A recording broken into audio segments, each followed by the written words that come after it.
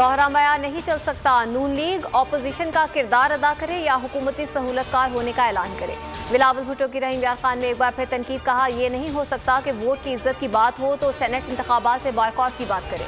हमने लॉन्ग मार्च का ऐलान किया, आप पीछे हट गए। नाअहल हुकूमत को भगाना है। अफसोस, एक खिलाड़ी ने मुल्क का क्या हशर कर दिया।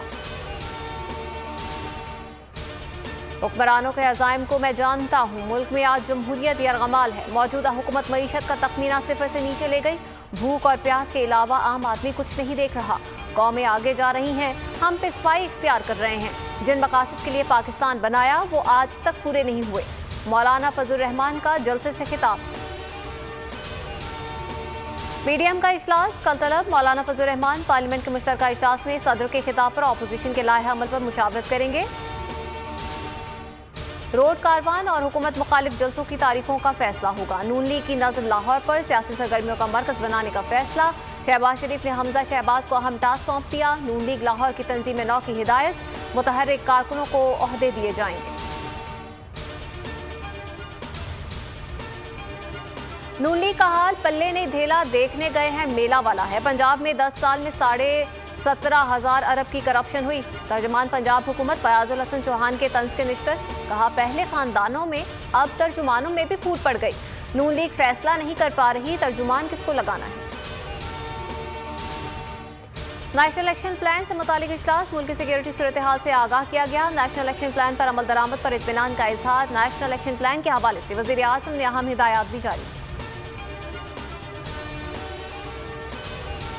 अफगानिस्तान में पाकिस्तान का किरदार काबिल तारीफ है। इलाकाई इस्तेहकाम के लिए कोशिशें लायक तहसीन है। Army chief general Qamar Javed Bajwa से CIA चीफ की मुलाकात में गुफ्तगू। विलियम बर्न्स ने गैर मुल्की अमन के इनखला में पाकिस्तान के ताउन को भी सराहा।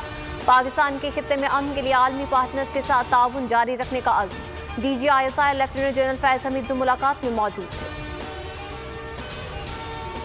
अफगानिस्तान से तिजारत पाकिस्तानी रुपए में होगी। मामूलात चलाने के लिए यहाँ से भी लोगों को भेजा जा सकता है। वज़ीर ख़जाना शौकत तरीन की सेनेट कायमा कमेटी बराए ख़जाना को ब्रीफिंग, कहा जल्द मालूम हो जाएगा अफगानिस्तान के साथ तिजारत पर क्या असरात मुरतब होंगे।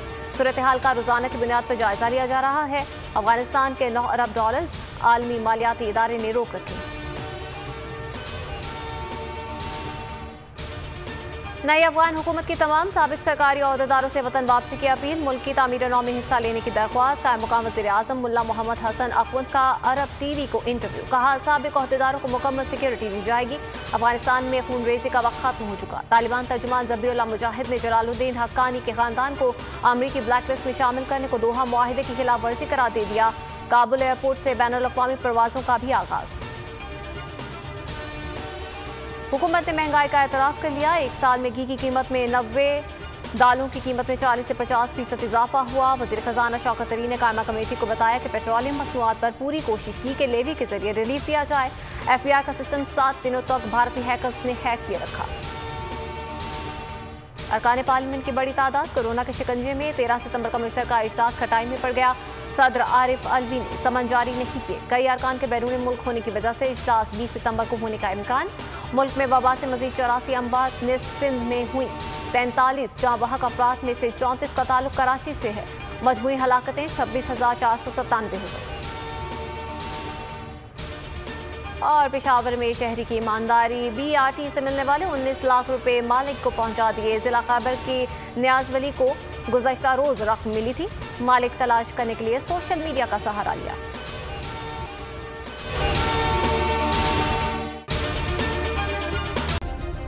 सब्सक्राइब करें और बेल दबाएं ताकि कोई खबर रह न जाए।